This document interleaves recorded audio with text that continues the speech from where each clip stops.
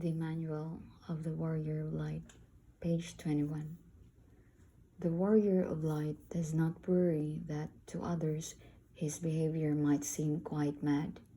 He talks out loud to himself when he is alone. Someone told him that this is the best way of communicating with the angels, and so he takes a chance and tries to make contact. At first he finds this very difficult.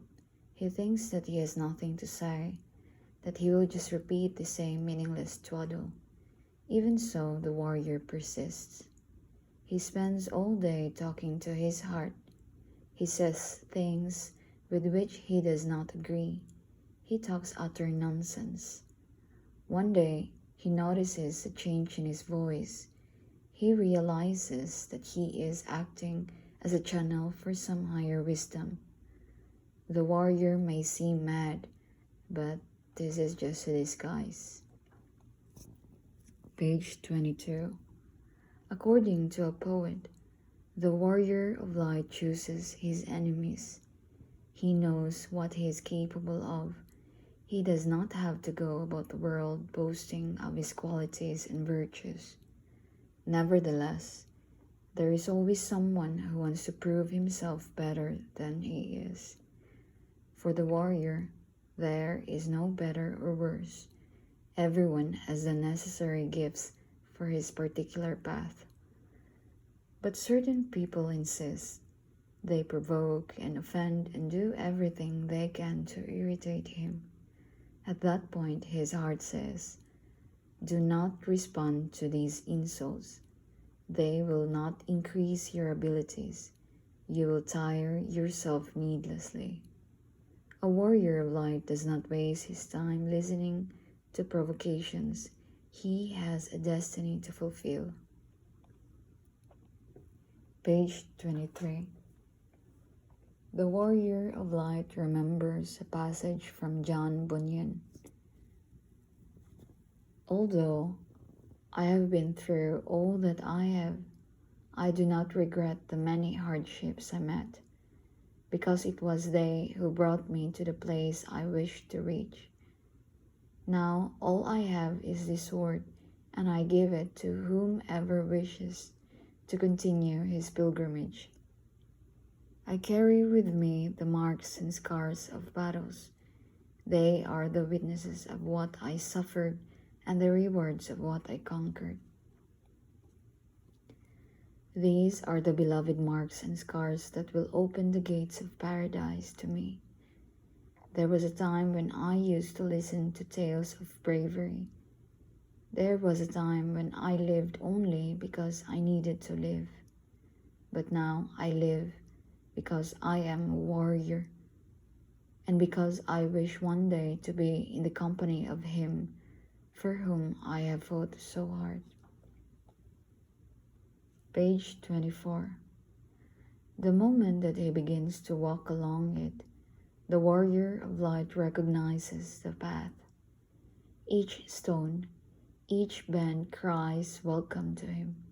He identifies with the mountains and the streams. He sees something of his own soul in the plants and the animals and the birds of the field.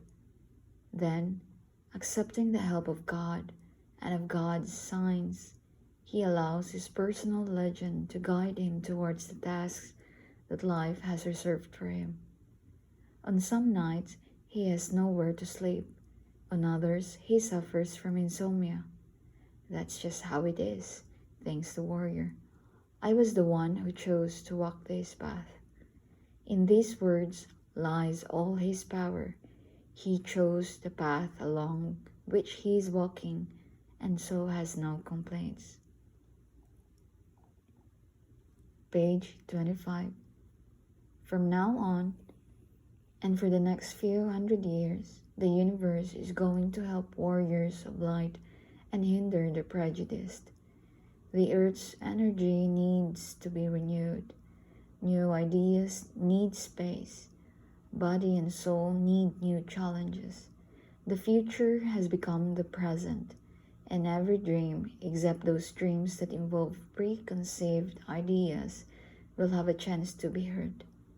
Anything of importance will remain, anything useless will disappear.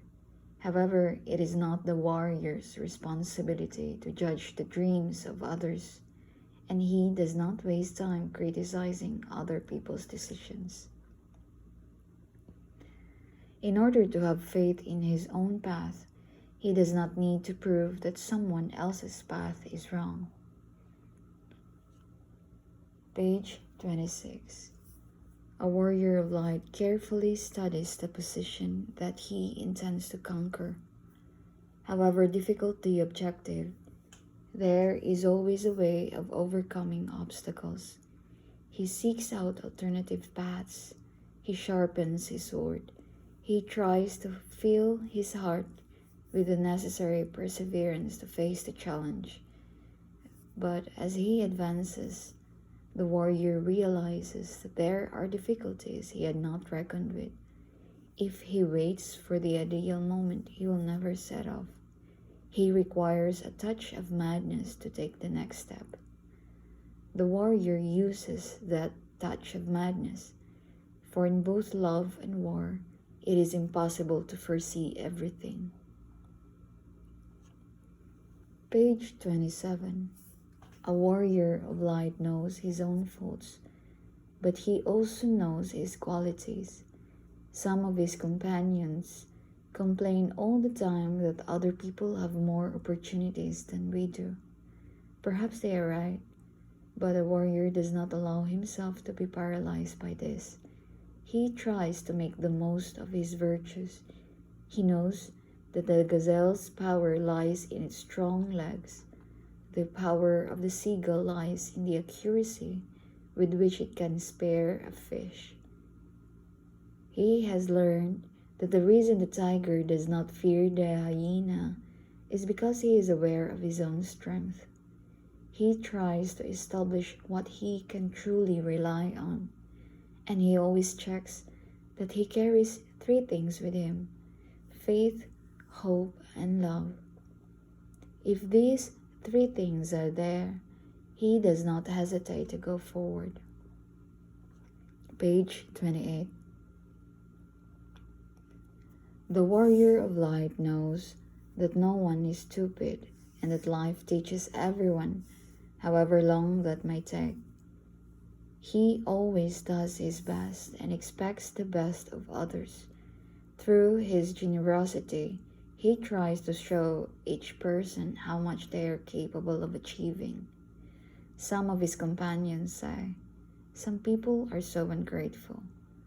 The warrior is not discouraged by this, and he continues to encourage other people because this is also a way of encouraging himself. Page 29. Every warrior of light has felt afraid of going into battle. Every warrior of light has, at some time in the past, lied or betrayed someone. Every warrior of light has trodden a path that was not his. Every warrior of light has suffered for the most trivial of reasons. Every warrior of light has, at least once, believed that he was not a warrior of light. Every warrior of light has failed in his spiritual duties. Every warrior of light has said yes when he wanted to say no. Every warrior of light has hurt someone he loved. That is why he is a warrior of light, because he has been through all this and yet has never lost hope of being better than he is. Page 30. The warrior always listens to the words of certain older thinkers, such as these by T.H. Huxley. The consequences of our actions are the scarecrows of fools and the beacons of wise men. The chessboard is the world. The pieces are the gestures of our daily lives. The rules of the game are what we call the laws of nature. The player on the other side is hidden from us, but we know that his play is always fair, just, and patient. The warrior simply has to accept the challenge. He knows that God never overlooks a single mistake made by those he loves, nor does he allow his favorites to pretend ignorance of the rules of the game.